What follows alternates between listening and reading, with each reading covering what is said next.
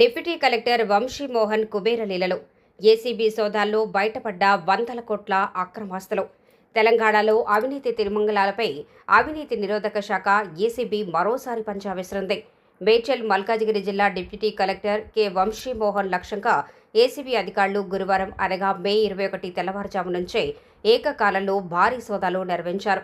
ఆయనపై ఆదాయానికి మించిన ఆస్తుల కేసు నమోదు చేసిన అధికారులు వంశీమోహన్తో పాటు ఆయన బంధువులు, సన్నిహితులకు చెందిన మొత్తం 8 ప్రాంతాల్లో ముమ్మర తనిఖీలు చేపట్టారు.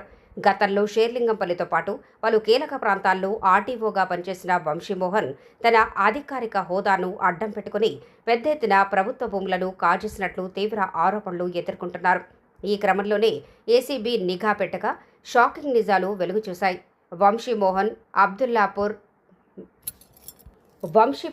అబ్దుల్లాపూర్ మెట్ పింగ్లీపురం పరిధిలో సుమారు 8 ఎకరాల ప్రభుత్వ భూమిని అక్రమంగా కాజేసినట్లు ఏసీబీ ప్రాథమిక విచారణలో తేలింది.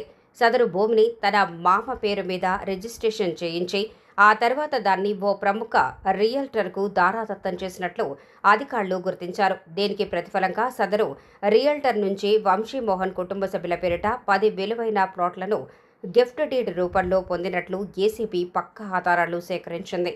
హైదరాబాద్ మహానగరంతో పాటు పలు ప్రాంతాల్లో వంశీమోహన్కు సంబంధించి వందల కోట్ల రూపాయల విలువైన స్థిరాస్తులు ఉన్నట్లు ఏసీబీ అధికారులు ప్రాథమికంగా అంచనా వేస్తున్నారు. సోదాల్లో భాగంగా భారీగా లభించిన ఆస్తిపత్రాలు, బ్యాంకు డిపాజిట్లు, బంగారం, నగదును ఏసీబీ స్వాధీనం చేసుకుంది. ప్రభుత్వ భూములను ప్రైవేటు వ్యక్తులకు కట్టబెడుతూ అందుకు ప్రతిఫలంగా కోట్లాది రూపాయల లంచాలు, ప్లాట్లను వెనకేశారని ఆరోపణలపై లోతుగా దర్యాప్తు చేస్తున్నారు.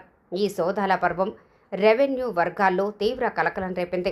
ప్రభుత్వ భూములను కాపాడాల్సిన బాధ్యత గల డిప్యూటీ కలెక్టర్ స్థాయి అధికారులే ఇలా అక్రమాలకు తెరలేపటంపై ఏసీబీ కఠిన చర్యలకు సిద్ధమవుతోంది. పూర్తిస్థాయి విచారణ అనంతరం ఆస్తుల విలువ మరింత పెరిగే అవకాశం ఉందని అధికారులు పేర్కొన్నారు.